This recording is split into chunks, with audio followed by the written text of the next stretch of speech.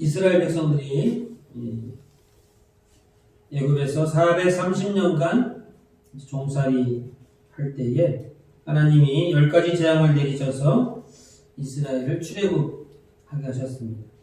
그 마지막 재앙이 장자의 죽음이라고 하는 재앙인데, 이 죽음을 피할 자가 아무도 없었는데 하나님께서 이 죽음의 재앙을 피할 수 있는 길을 이제 가르쳐 주셨죠.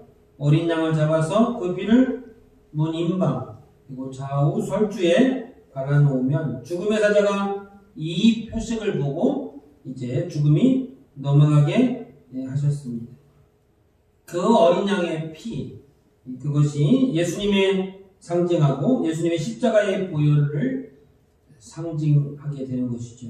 그래서 예수님의 십자가의 보혈이 우리의 죄를 덮어주시고 또 용서해 주심으로 이것이 이제 표식이 되어서 이제 우리가 영원한 심판에 거하지 않고 천국에 이르게 된다고 하는 이제 하나님의 약속의 말씀이 되는 것입니다. 다시 말하면 예수님이 6월절 어린 양이 되셔서 온 인류의 죄 문제를 이제 해결해 주실 것을 의미하는 것입니다. 그것이 이제 십자가의 의미가 되는 것이죠. 예수님이 십자가에 달리시기 위하여 그러므로 이 땅에 오신 것입니다. 환영받고 축하받고 물론 그것도 우리가 해야 할 일입니다만, 그러나 예수님이 오실 때에는 십자가의 어린 양으로 희생양으로 죽으시기 위하여 이 땅에 오신 것이죠. 그래서 십자가에 달리시기 일주일 전에 이제 사마리아를 지나서 예루살렘으로 들어오시게 되었는데, 들어오실 때에 무엇을 타고 오셨나요? 나귀를 타고 오셨습니다. 나귀를 타고 들어오실 때에 백성들은 종려나무 가지를 꺾어서 호산나 호산나 이렇게 외쳤습니다. 예수님을 이제 환영했다. 평화의 왕으로 오시는 이여 하면서 기쁜 마음으로 환영하겠습니다. 그 종려나무를 꺾어서 이제 환영을 했는데요. 그것이 마치 이제 사람의 손과 같이 이렇게 넓게 펴져 있잖아요. 그래서 이제 그것을 꺾어서 환영했는데, 그 날을 기념하여 우리가 종려주일이라고 부릅니다. 종려라고 하는 것은 종려나무 가지에서 이제 비롯된 것인데요. 그렇게 주일날, 안식일날 이제 예루살렘에 들어오셨는데요. 목요일날이 이제 6월절이 되겠습니다. 예수님이 6월절 저녁에 마지막 만찬을 베푸시게 되었어요. 제자들은 그것이 마지막 만찬인 줄 꿈에도 생각하지 못했겠죠. 유대인들은 하루가 언제 시작합니까? 우리나라는 아침에 새벽다 불면 하루가 시작한다고 하는데, 이스라엘에서는 하루가 이제 해가 지면서부터 하루가 시작됩니다. 그러니까 목요일 저녁부터 금요일 날 해질 때까지 그게 하루가 되는 것이죠. 그때 이제 그때가 이제 6월절이 되는 것입니다. 6월절이 언제부터냐? 목요일 아침부터가 아니고 목요일 해질 때부터 금요일 해질 때까지다, 이렇게 보는 것인데요. 그리고 이제 그 6월절 금요일 날 오전에 십자가에 못 박히시고 또 오후에 십자가에서 운명하셨습니다.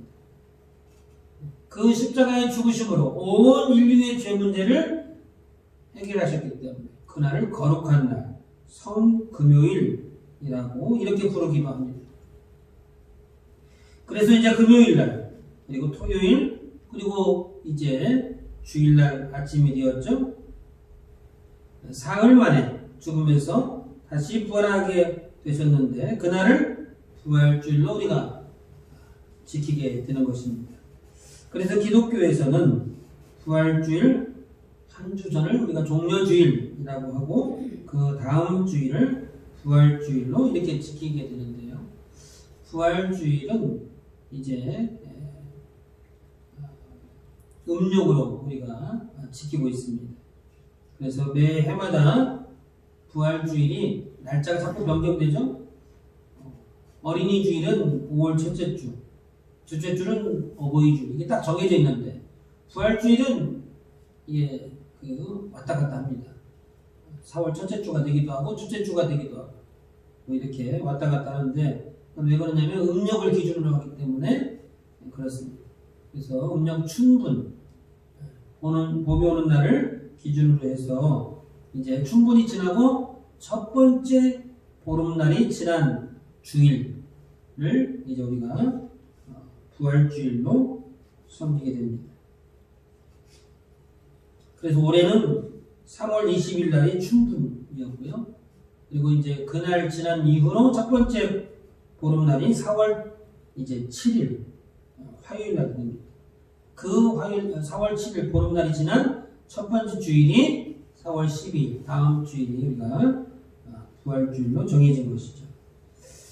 예수님이 십자가에 달리시기 위하여 예루살렘에 들어오셨고 로마 관원들에게 붙잡히셨습니다. 그리고 매를 맞고 쇠사슬에 매여 옥에 갇히셨습니다. 십자가에 달리기 위해 골고다로 가는 길에서 심한 매질을 당하시고 침뱉음을 당하시고 또 조롱과 손가락질을 당하셨습니다. 그 십자가는 이제 저와 여러분이 져야 될 이제 이 세상에 존재하는 모든 죄인들이 감당해야 할 십자가였고 또 매질이었고 침뱉음이었고 조롱이었고 손가락질이었습니다. 그것을 예수님이 대신 우리를 대신하여 이제 고난을 당하신 것이고 나를 대신하여 당하신 고난이 되는 것입니다.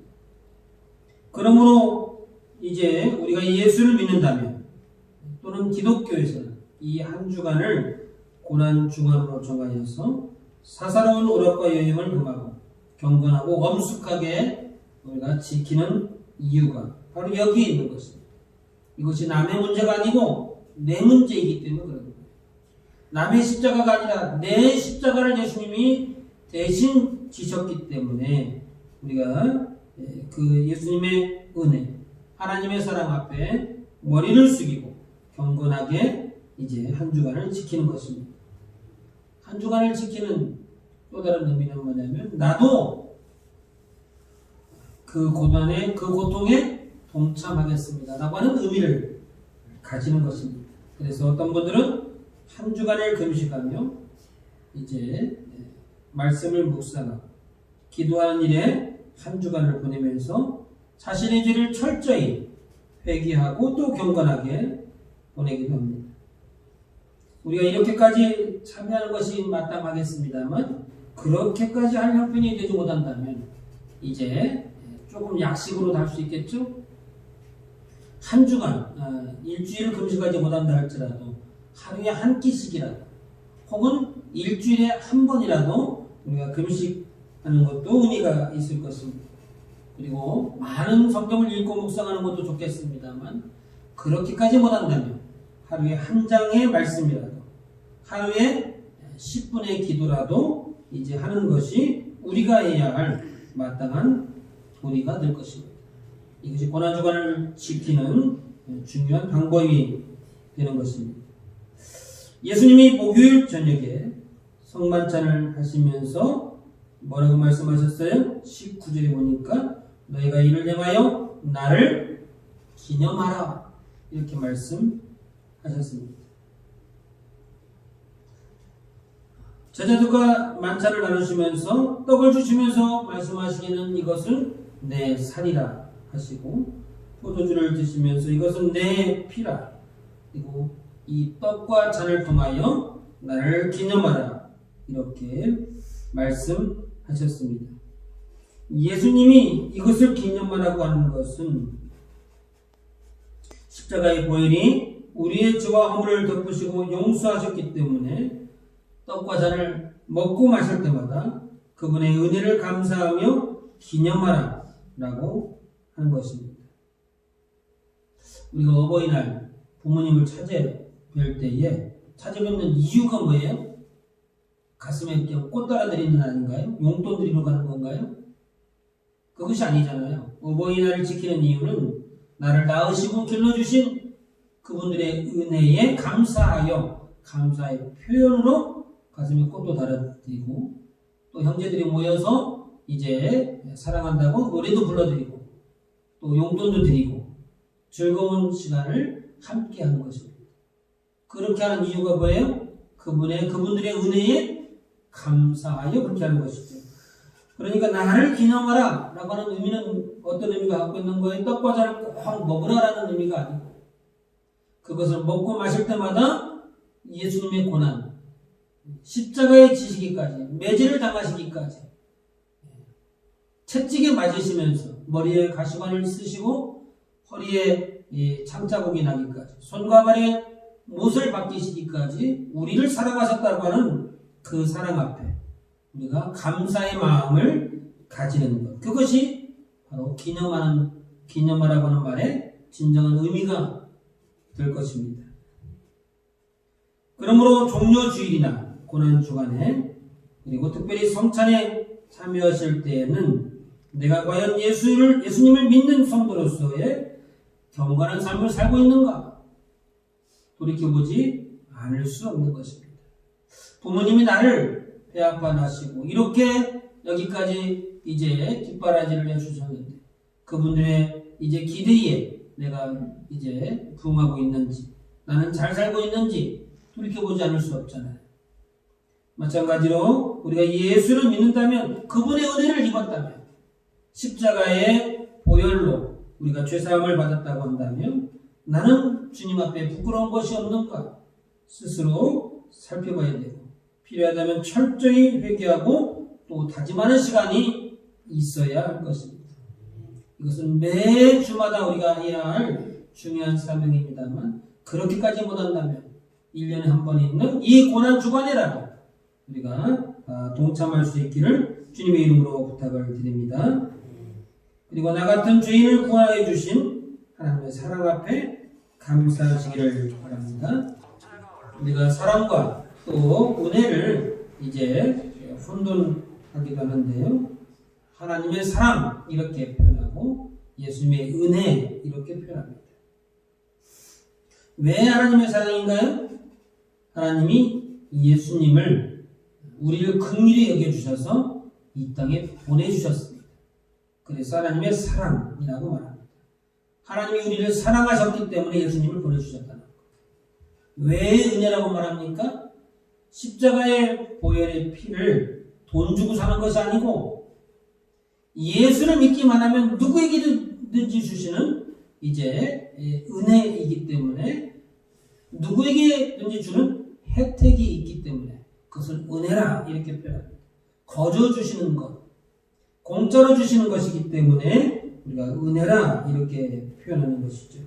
그러므로 말씀 맺기를 원합니다. 십자가의 보혈로 죄사함을 받고 십자가의 은혜로 구원을 받았다면 예수님의 고난을 깊이 묵상하시고 함께 예수님의 고난에 동참하시며 감사한 마음으로 성도로서의 도리를 다하시기를 주님의 이름으로 축원합니다. 아멘. 우리 다 함께 각자에게 주신 말씀을 붙잡고 소리내어 기도하기를 원합니다. 하나님, 우리가 십자가의 은혜를 입었다면 우리의 생각이 달라지게 하시고 우리의 말과 혀가 달라지게 하시고 우리의 보고 듣는 것들이 달라지게 하여 주옵소서. 우리가 예수를 믿어 구원을 받았다면 우리의 시간을 들여서 말씀을 읽고 배우게 하시고 우리의 무릎을 꿇어 기도하게 하시고